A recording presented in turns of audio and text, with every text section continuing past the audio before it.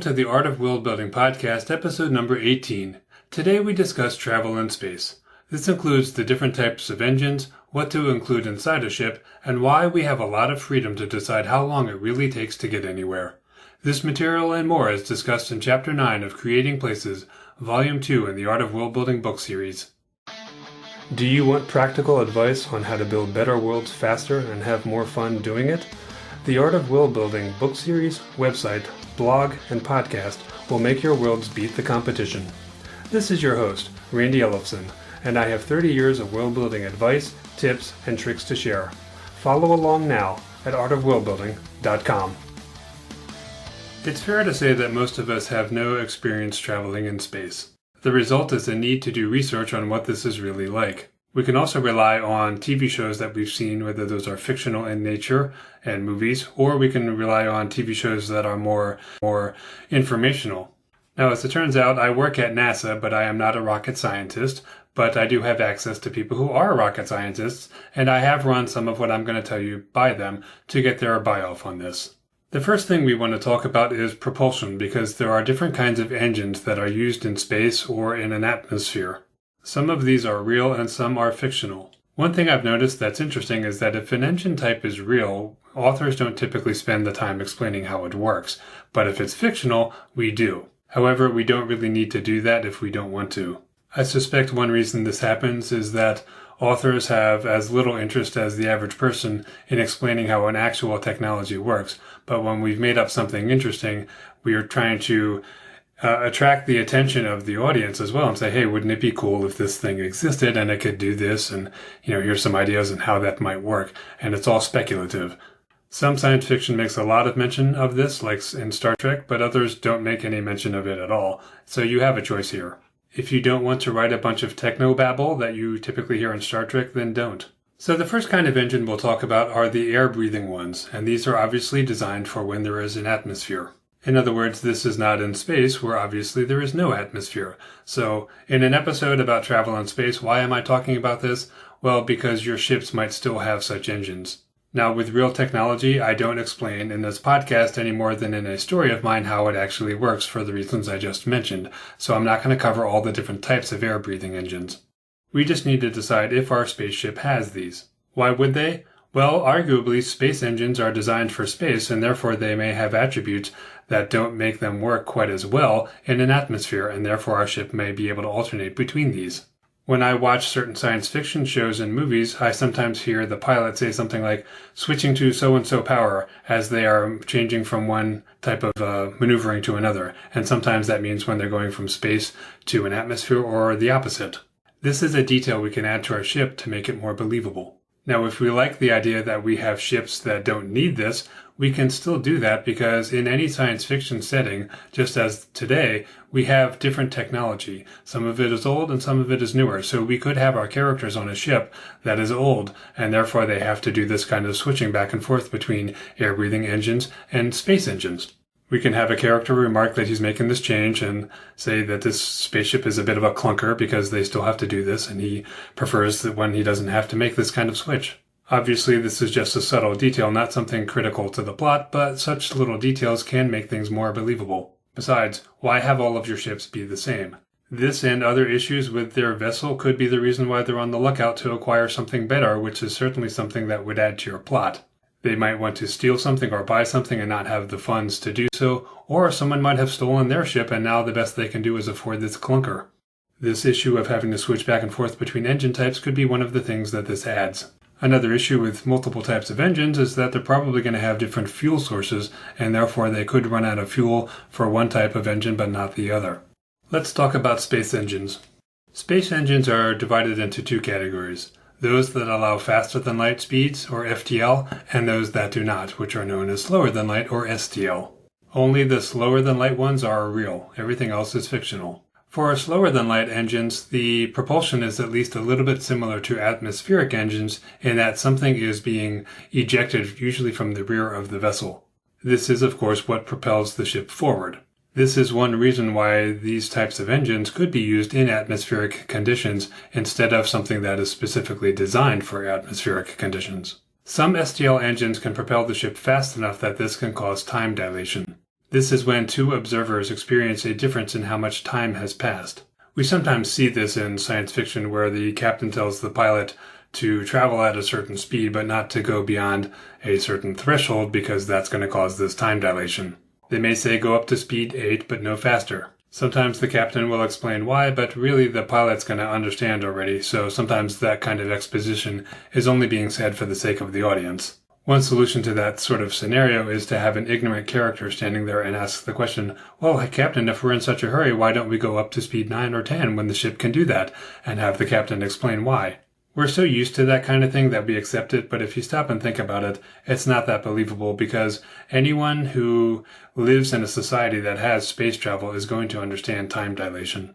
Here on Earth, we do have space travel, but so few of us do that most of us are only dimly aware of this, and the only reason we've heard of it at all is from watching science fiction. But using the Star Trek example, in that sort of future where there is so much space travel going on, people are going to know this. We may need another solution, such as instead of the ignorant character, have someone else say, "Not in the mood for any time dilation today, Captain," or something to that effect.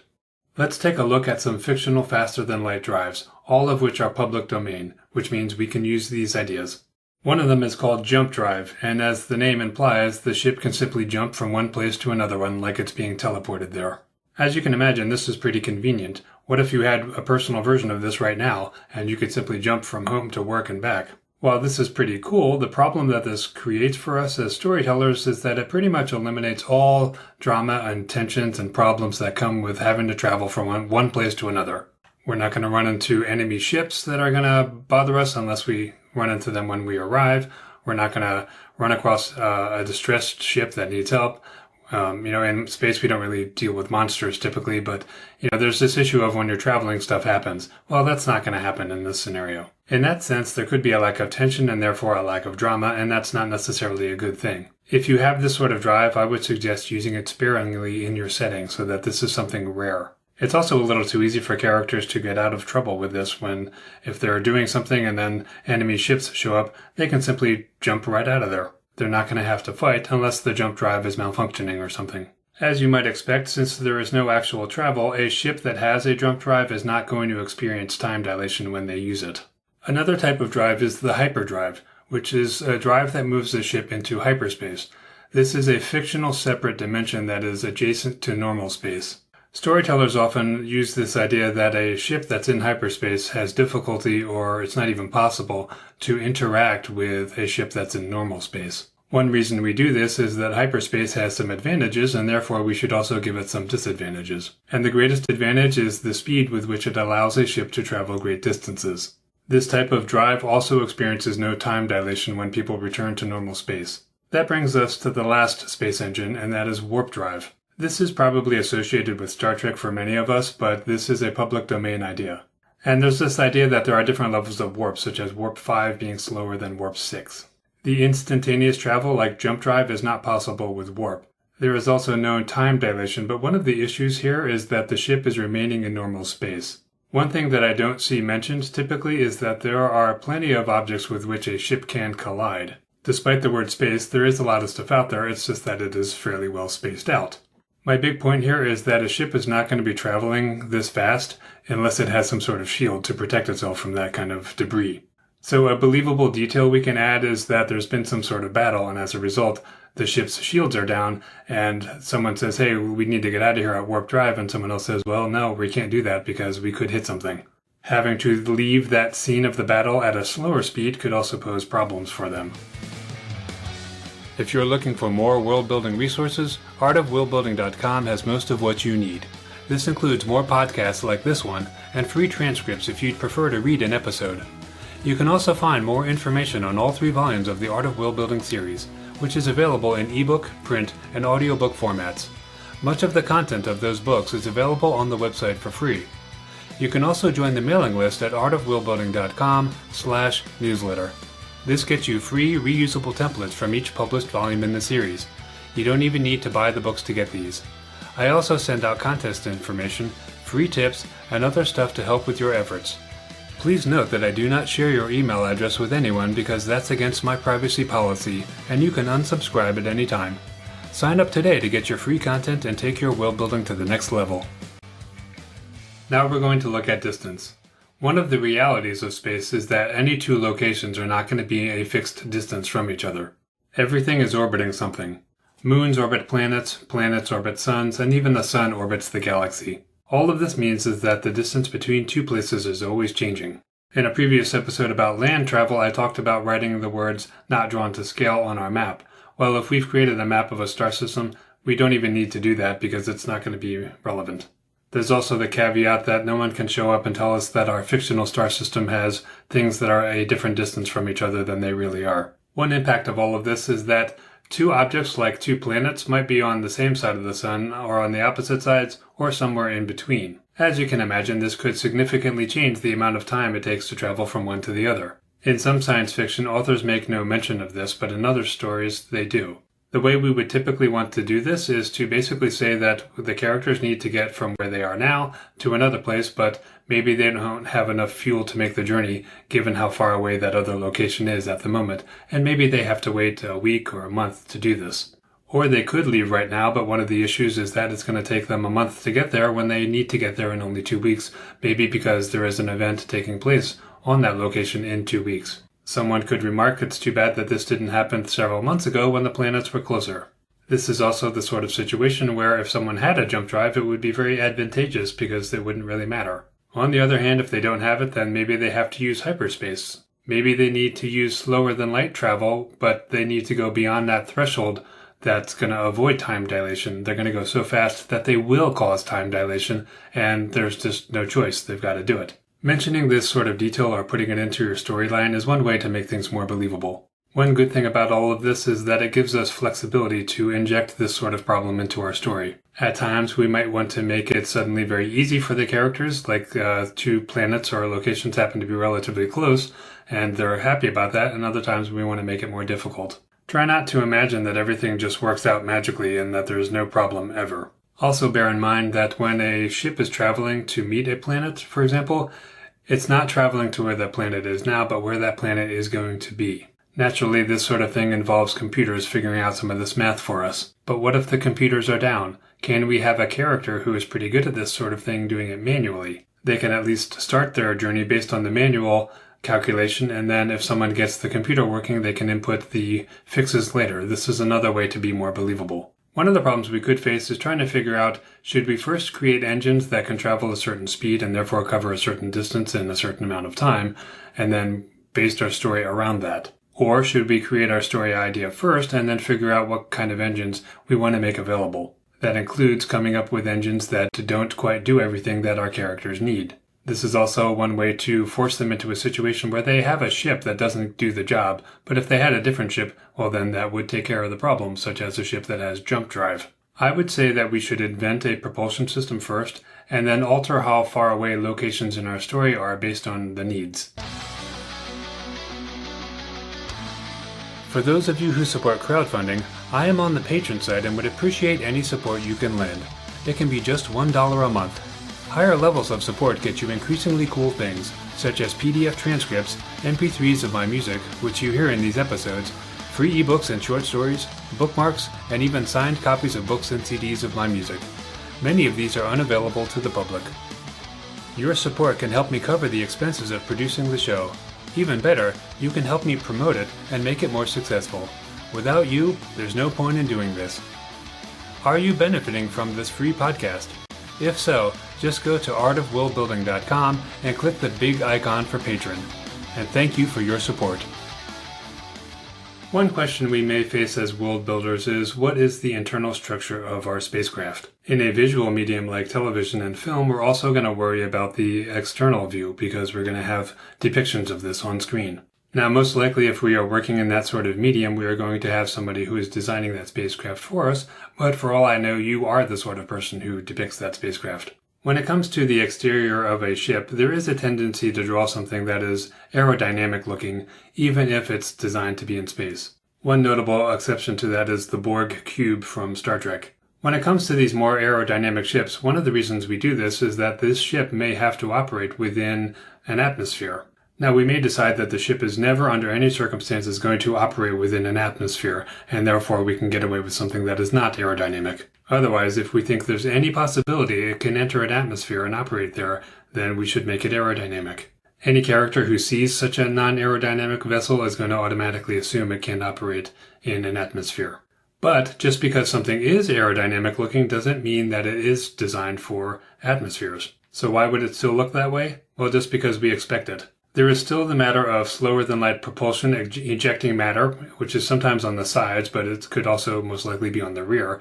And then there's the reality of needing to look forward through a window, for example, at the space that you are traveling through. Both of these lend themselves to that similar ship shape. However, when it comes to that window, we could dispense with the actual window and use a series of view screens instead. There are other issues like this that we consider, but basically it doesn't have to be that way, it just can be, and if we present it that way, the audience is never going to shrug and say, "Why in the world does it look like that?"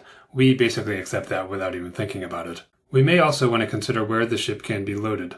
On Earth, when you're getting on a cruise ship or anything else on the water, the cargo typically goes on the bottom, regardless of whether it's loaded from the back or the side. And the reason for this is that we don't want to make the ship top heavy so that it doesn't topple over.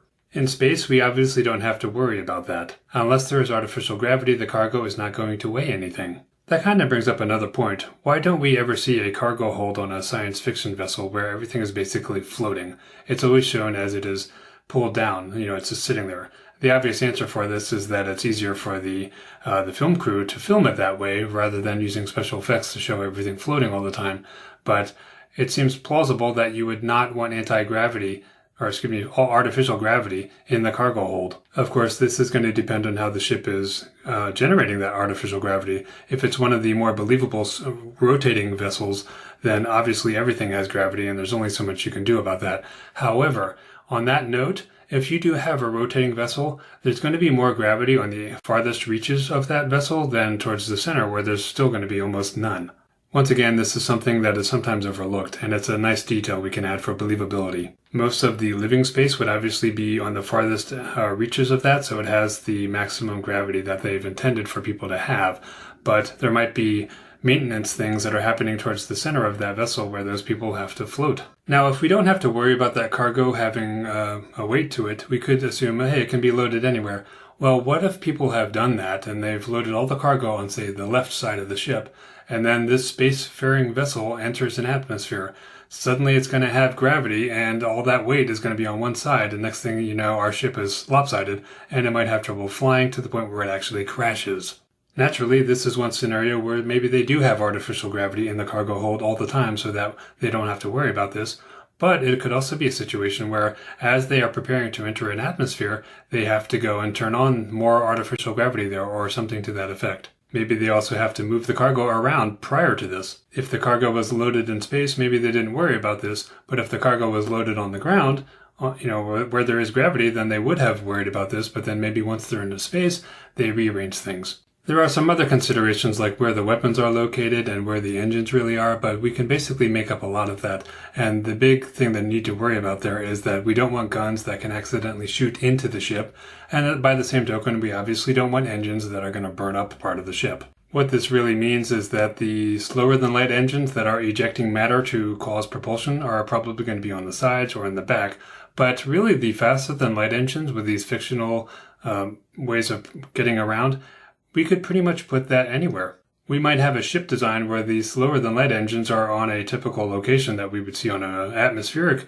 engine, but the faster than light ones, we could just decide to put that wherever we want, and we could put that further inside the ship so that it is more protected from enemy fire.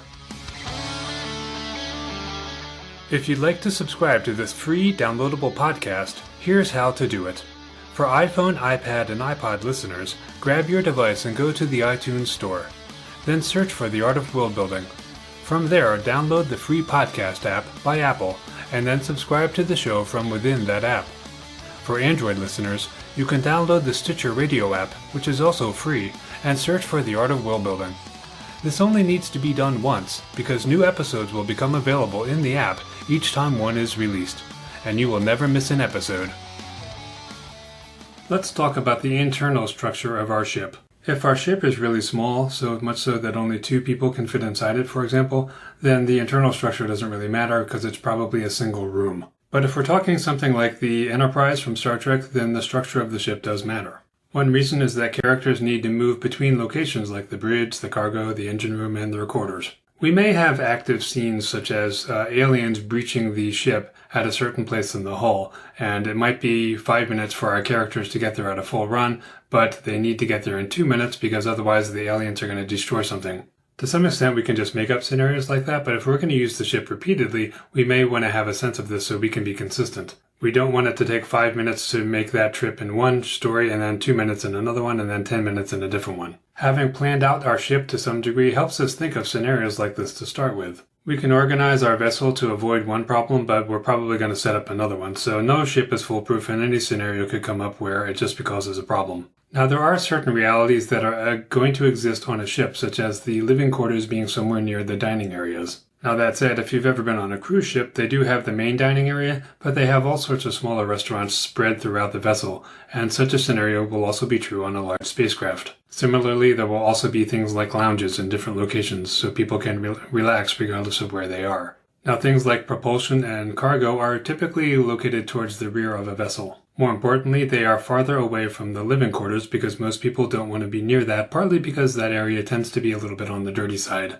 If you're creating a passenger ship, this is something to keep in mind. The cheaper rooms are going to be in such an area, or at least near that area. If we do plan out our ship, I would suggest not going overly detailed unless it's really going to matter to your story. For example, you may want to say that engineering is on deck 6 towards the rear of the vessel and it's on the port side, for example. You can just leave it at that. You don't have to say that adjacent to that is some other area. You can basically decide a certain deck and the one side of the ship has a certain number of things and not actually figure out exactly what is right across from each other or next to each other until it matters in your story. Being a little more generic and general about the location of these things gives us some flexibility if we need to change things later. As for what we're going to include in our ship, we obviously need a bridge, which is the command center where all the decisions are being made and where a lot of the senior officers are during the important scenes. We're obviously also going to need the living quarters. Now, one thing that we may want to do there is have the officers have better quarters than the regular crew.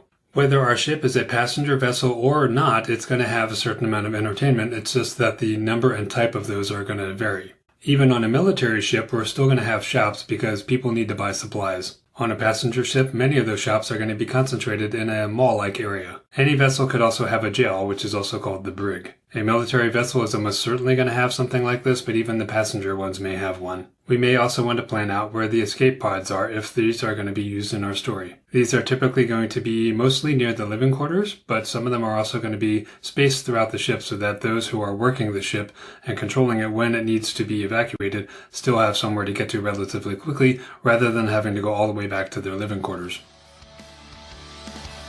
If you're enjoying the podcast, please rate and review the show at artofworldbuilding.com/review. Reviews really are critical to encouraging more people to listen to a show they haven't heard of before, and it can also help the show rank better, allowing more people to discover it.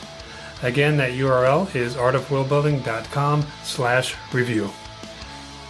Finally, let's talk about where to start with space travel. The first decision we should really make when planning a vessel is to decide where it's going to operate, only in space or both in space and in atmospheric conditions. Another early decision is this a cargo ship, a passenger ship, or a war vessel? In some cases, it could have started its life out as one thing and have been converted into another. We should also decide whether the purpose of our ship is local travel near the planet where it originated from, or is it intended to go in between solar systems or even stars. This will determine what sort of engines are needed. If the local solar system is relatively peaceful, then it may also determine how many weapons it has. We should also figure out what kind of events we want to take place on this ship, and what kind of vulnerabilities it might have, and which could be exploited by the way we lay out the ship. Now, these are just suggestions. You can do things in whatever order you decide. And one of the general recommendations I always make is, if you have an idea for something, just work on that first. The best point of origin is an idea. All of the show's music is actually courtesy of yours truly, as I'm also a musician. The theme song is the title track from my Some Things Are Better Left Unsaid album, but now we're closing out with Shades of Blue from Serenade of Strings. You can hear more at randyellefson.com. Check out artofworldbuilding.com for free templates to help with your world building, and please rate and review the show in iTunes. Thanks for listening.